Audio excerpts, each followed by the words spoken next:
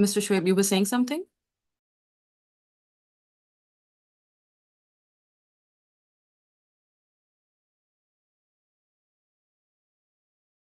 Sunika, he asked you.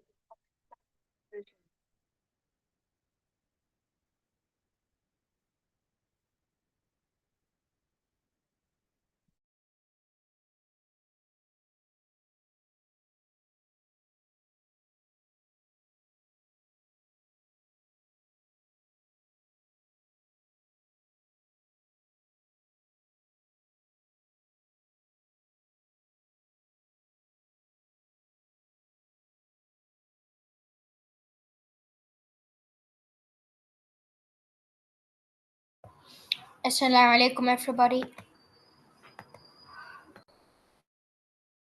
عليكم السلام. وعليكم السلام.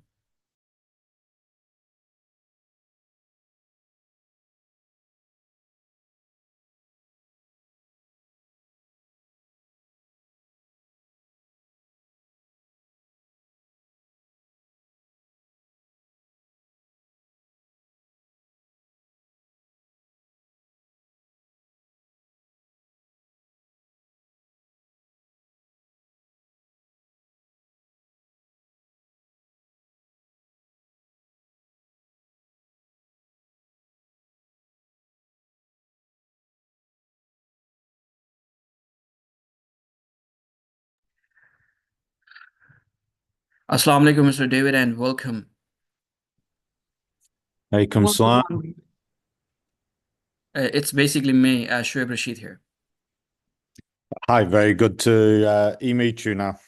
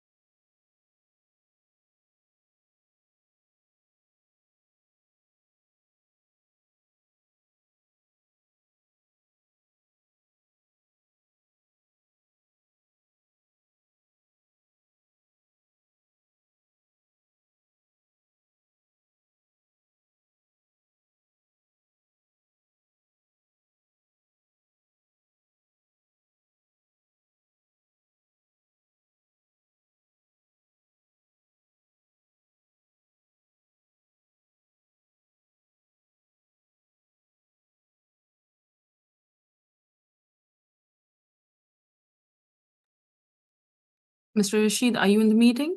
Yes, I'm in here now. All right. You may start, please. Thank you. Oh, me again? Okay, inshallah. Bismillahirrahmanirrahim. All right. Assalamu alaikum warahmatullahi wabarakatuh.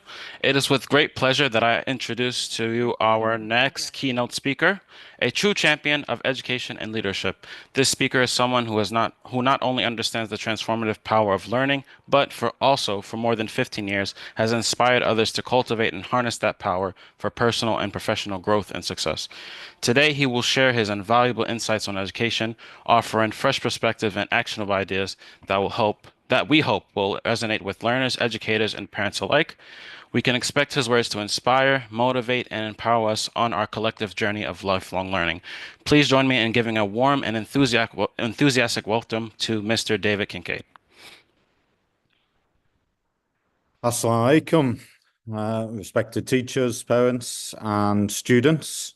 It's a great honor to stand before you today, even virtually, to discuss a topic or to speak on a topic that sits at the very heart of the educational mission.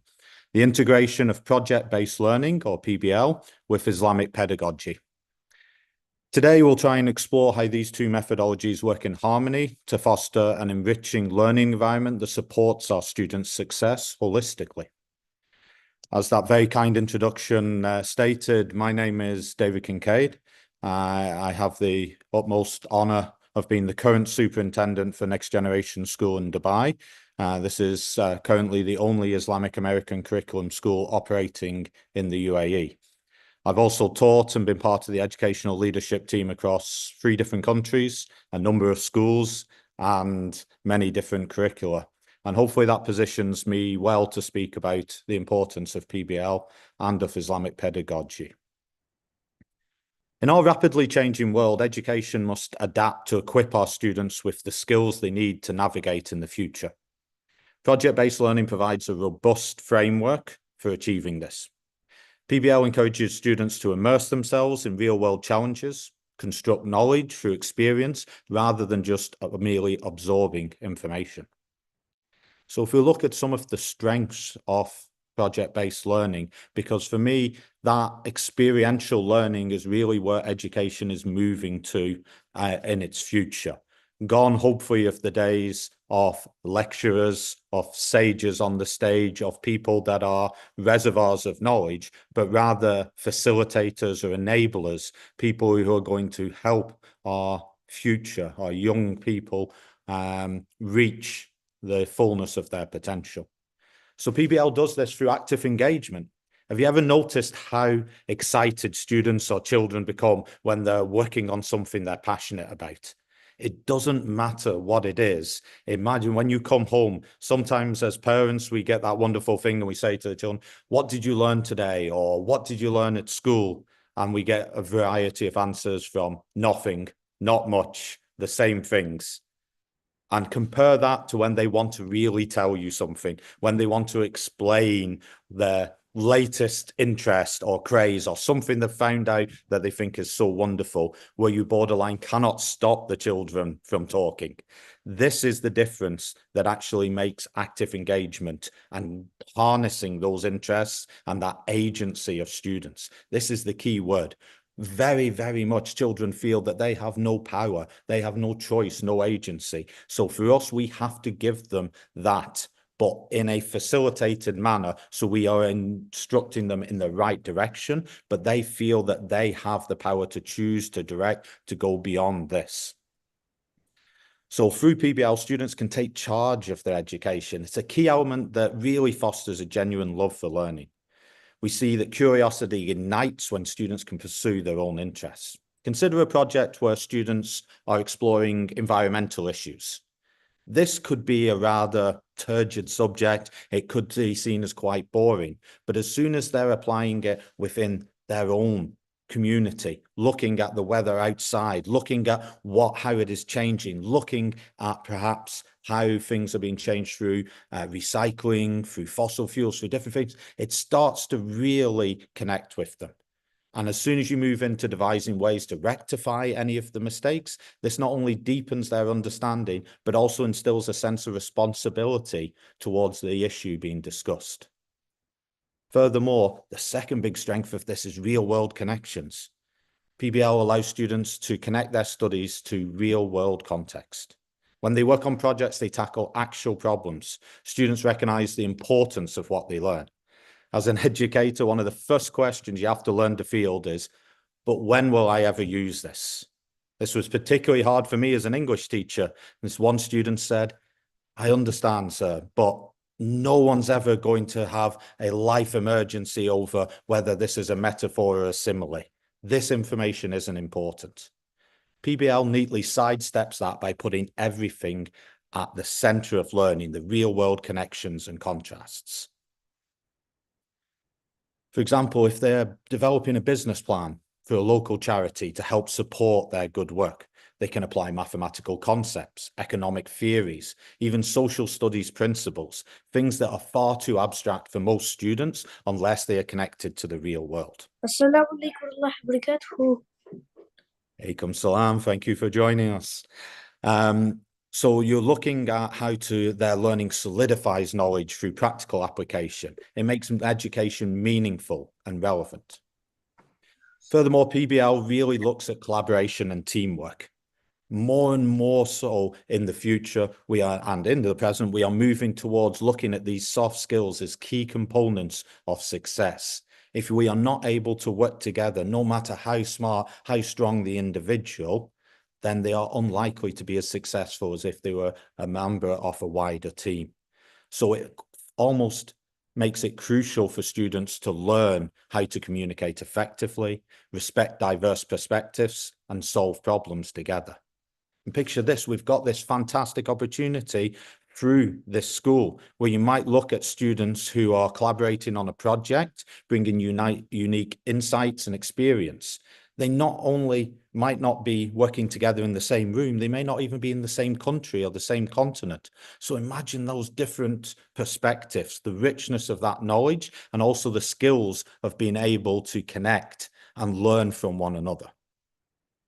And this really, for me, is also such a fantastic example of how PBL will work in line with our Islamic principles, because, of course, this resonates with our Islamic values of unity and brotherhood, that building of the community of the Ummah.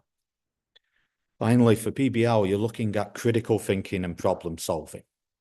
Now, almost every student has access to more information than their teachers could ever possibly know. The advent of the internet and mobile phones means that students have access to equations, formulas, facts, and figures. Teaching is no longer the passing of information from teacher to student or the memorization of particular things. It must now move to application. If students cannot critically think and apply their knowledge, then they are going to be passed by in this world because we have so many repositories of knowledge that can be accessed. So in PBL, they must research, brainstorm, test their ideas. It encourages them to think critically about real issues and provides a safe space for them to experiment, make mistakes, and learn. And that's incredibly important so we can take that out into the real world. So this is the strengths, or these are the strengths of project-based learning, which is really, for me, the future of education as we move towards this application, this agency for students. And it also helps in developing people who will be agile, who will be able to adapt to future jobs that educators like myself may not even be aware of, that may be coming in the future. We must prepare them for that uncertainty. But then how does that work in terms of Islamic pedagogy? And for me, as many people think that, strangely, education and Islam are separate, we see and we know that our faith has them entwined, that this is a central part. In the same way, PBL fits so well with Islamic pedagogy because many of the tenets overlap. If we look first and foremost, value-based learning. Islamic pedagogy naturally incorporates values such as empathy, respect, integrity. These moral frameworks serve as a guiding light for students throughout, and these should be at the heart of their projects. When we are developing them, we are looking for how to make our immediate community and the wider world a better place. We're looking at how we can bring that together through adherence and practice to our faith. So if you imagine a group of students working on a service project to assist the less fortunate in their community, as they carry out the task, they embody values of compassion and charity that are central to Islam. Such experience solidify their understanding of Islamic principles in tangible ways. And we all know as parents, sometimes it can be very hard when we say to the children, this is what you have to do. But really, it is through action, it is through repetition that we see this. This, for me, is honestly what brought me through in my journey to Islam. Of course, it started when I was based in the UK, but it truly formed or coalesced during my time in Saudi Arabia. When I was surrounded and welcomed by more people than I ever have been anywhere else in the world. And this was not just Saudi people. This was people who'd come with a shared faith and shared belief of how we should act in one country. The opening of their hearts, of their homes to me, was what really led me to investigate, to find out, to experience Islam.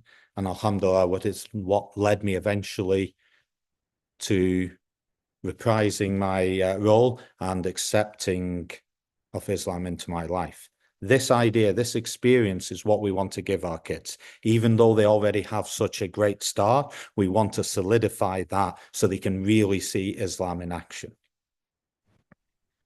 Islam also promotes the comprehensive development of mind, body, and spirit, a holistic development, if you will.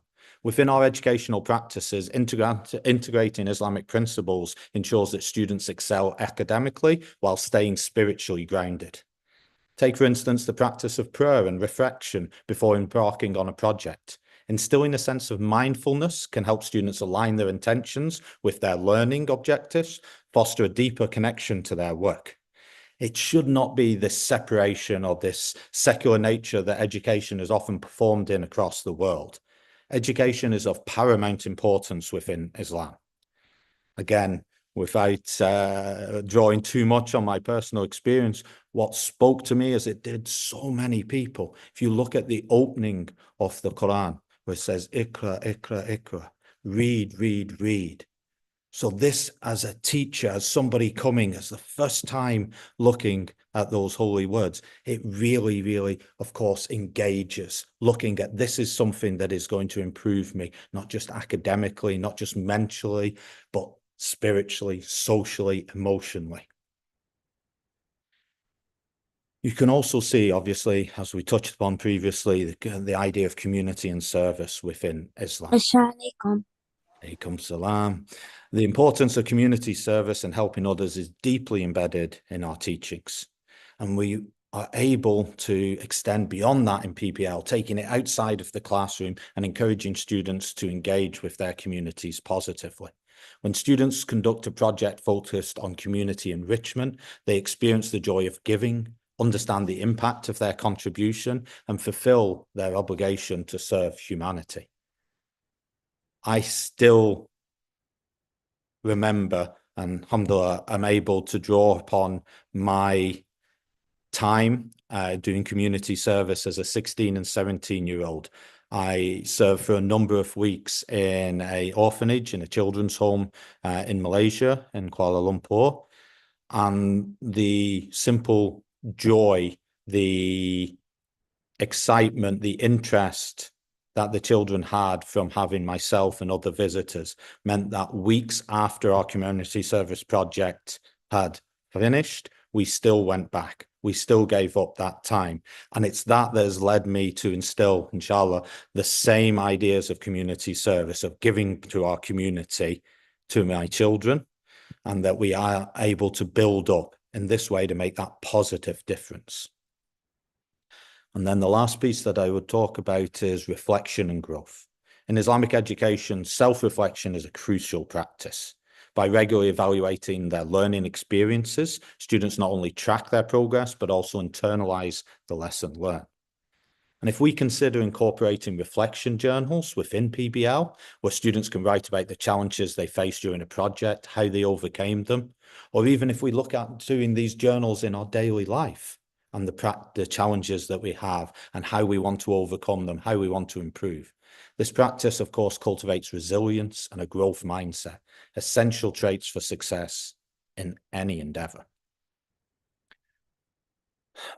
In over 20 years of education, the most meaningful experiences my students have been involved in have been through projects, either formally under the PBL banner or through extension projects in the various schools I've worked in. Projects that they have ownership over, that have captured their interest, and most importantly, had a positive impact on the world. Some examples that I've seen and been involved with have led to Sharia-compliant financial companies, micro-loan facilities for developing communities, hydroponic solutions within the Middle East to help deliver water and grow fruit and vegetable, and even fairly recently, a farm-to-table ugly fruit and vegetable delivery, where the supermarkets who only want a certain size, shape, or colour of produce of this group of students have enabled a company where they would take those ones that the supermarkets deem too ugly and still provide them to the community in ensuring that we are not wasteful in our food and creating a viable business proposition for them. These all lead to these growing experiences beyond the traditional pathways from education. And this is probably one of the most important things. As I said previously, it is very hard for us as educators to prepare the children and for parents to prepare our children for the future. We do not know how the world may change. Think about in our lifetimes how it has changed so much already in the last 10, 20 years. What we need to do is offer them pathways outside of those traditional ones. Of course, mashallah, if your students or your children are so strong in their conviction and they know they want to go through into being a doctor, into being a lawyer, into being an engineer, we always need more of these, and that will be a fantastic thing. But there are many different pathways, and that is not the correct pathway for all of them. Some of them will become entrepreneurs. Some of them will go on to work in community service, supporting the community. Some of them will work in areas that I don't know about. I'll be frank, I probably won't even understand. So the idea that we need to prepare them by giving them opportunities to grow into these spaces. Throughout these processes, I witness their excitement, their creativity, and most importantly, their growth. They learn to communicate effectively, respect all participants' knowledge, and apply the theoretical knowledge from the classroom to real-life situations. It's in these collaborations that I see the essence of both PBL and Islamic pedagogy truly come alive. I invite you to think about this, whether you're a student, think about what you've worked on over the course of this year, the first few months of the academic year. If you're a parent, think about your children's growth, how they've faced challenges, how they've tried to grow. Think about how your Islamic principles have affected your learning, inshallah, in a positive way. And think very much on the successes that you have celebrated together as a family, whether it be in learning or whether it be in other areas outside, because it is always so important to celebrate these, to give thanks, of course, alhamdulillah, and to really, really see your growth as individuals. So I know already you have already embraced project-based learning, but for me, this is really, and especially within an Islamic framework, is really us paving the way for a brighter future for our students by empowering them to become active critical thinkers who are not only knowledgeable, but compassionate and ethical individuals who can contribute positively to the world. So, inshallah, this is something that will only grow and continue to strengthen as you look at ways to facilitate either your own learning, your own teaching, or the development of your children through this. So thank you very much for your attention and engagement today. Inshallah, there was something of value for you. May Allah bless our efforts, guide us to nurturing the leaders of tomorrow who embody the value of our faith. Thank you. Ameen, thumma ameen. Barakallahu feek, Mr. David, for that heartfelt and inspiring speech. We will now be opening the floor for questions. So if anyone has any questions for Mr. Kincaid, the floor is open to you guys to give those now, inshallah. Okay.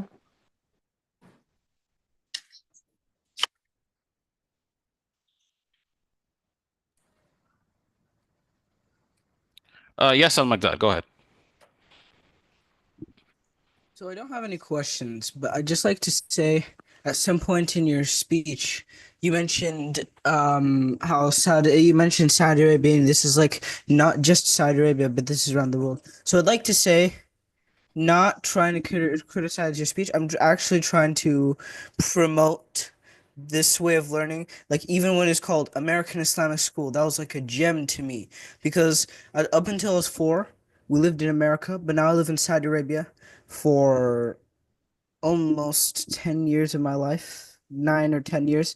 So over here, no one cares whether or not you're Muslim. But if you're in America and you live in America, Muslims who come together, you feel stronger because you're in a community. You feel that you're in a special community. Just like here, if there's someone who speaks English, you feel like you're in a special community of English speakers. So I just want to say that this is an amazing school. And this is basically what it does. Just online, that's the only difference. It just brings kids together, makes them feel like they're in a community, and makes it stronger than if it's something common. Yeah, look, I spent over 10 years in Saudi. I have spent time in America, although more in the UK. And you're right, wherever we go in the world, that feeling of community is incredibly important. And drawing that together, the fact the school's able to do that is a fantastic thing. And hopefully we do it all under the umbrella of our shared faith as well. It gives us pretty much one of the biggest communities in the world, which is fantastic. And the idea is that we can draw strength from that as well. But you're right, the idea that we have that shared basis, and you should feel special. You are special, and this is it. And if we are able to bring that together in a community sense, it's only going to strengthen any of the work, any of the learning that we do. So yes, I agree completely. Next up, we have Selma. Assalamu alaikum. I would like to say a speech because, not a speech, but I would like to say how happy I am in this school. Because in this school, I lived in Saudi Arabia my whole life, but I am half American and half Palestinian from my mom and dad.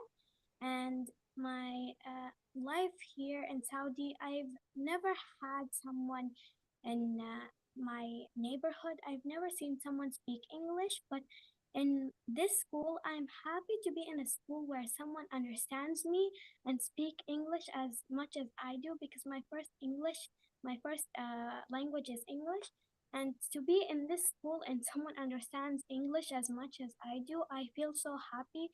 So I can be somewhere where I can experience something where, like, I can experience somewhere where I can speak my language instead of speaking Arabic to people when I can, because speaking Arabic is not the first language for me. It is very hard for me to speak Arabic that well, because some people, when they talk to me in Arabic, I don't understand them very well because my Arabic here is not very good. I know only 70% of Arabic.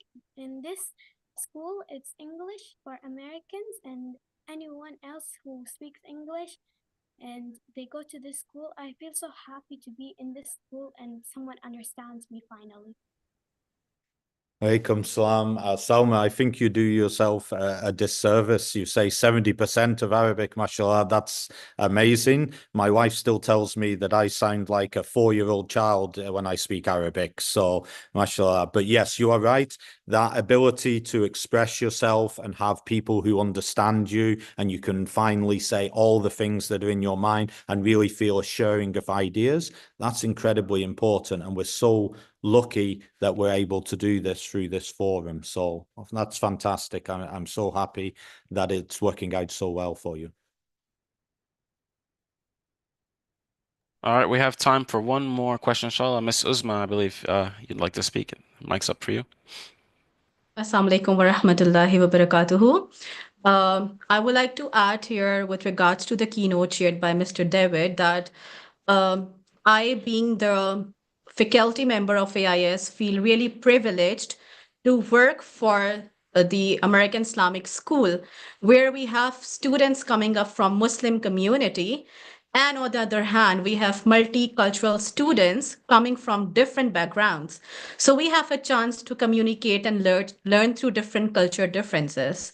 Also, I would like to be really thankful to American Islamic School for the curriculum they have designed, where we are working for the student skills, which are much needed for the future, alongside the Islamic values, which I feel is getting missing side by side when the students are working in a school where they have a lot of curriculum to follow and where they are just learning for the cost of paper, for the cost of exam, unlike the cost which American Islamic School has to follow Islamic values, skilled every individual so that they can stand out in the community of applications of realistic challenges. That's all I would like to say. Thank you very much.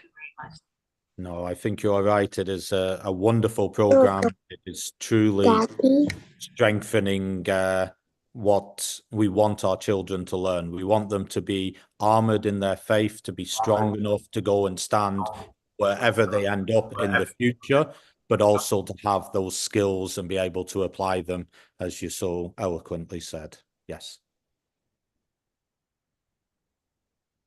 Okay, I think I'm receiving word we might have time for one more question. Junai, would you like to ask a question? You're muted.